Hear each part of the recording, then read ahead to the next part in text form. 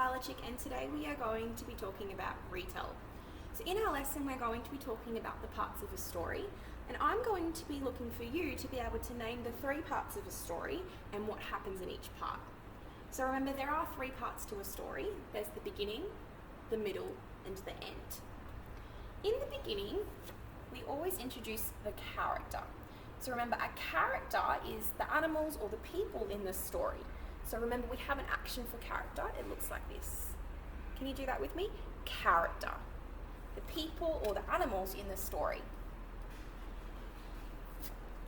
We also speak about the setting in the story. So remember, our action for setting looks like this, like we're making a house with our body. And that's where the story is. So in The Cranky Bear, the story was set in a jungle. So that's for the beginning. We have our characters and we have the setting. For the middle of the story, we have our takeoff. And remember, the action for takeoff looks like this.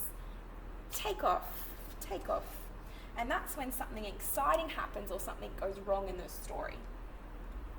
So far we have our beginning, we have the characters, we have the setting, and we have the middle of the story where our takeoff happens, something happens that's exciting or something goes wrong. And in the end of our story, we have the landing. Remember, the action for landing looks like this, and that's when they solve the problem. And the lucky last thing we have is the wrap-up. So remember, our action for wrap-up is like this. We wrap up the story and we explain how the characters are feeling at the end after the problem has been solved. Okay?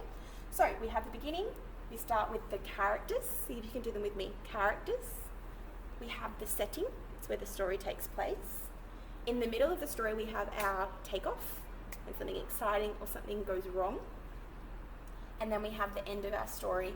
We fix the problem with the landing, and we wrap the story up and explain how the characters are feeling. So perhaps that's the 3 parts of the story today. So when you're reading a story at home, you might like to retell the story and what happened in the beginning, what happened in the middle of your story, and then what happened at the end of your story. Bye!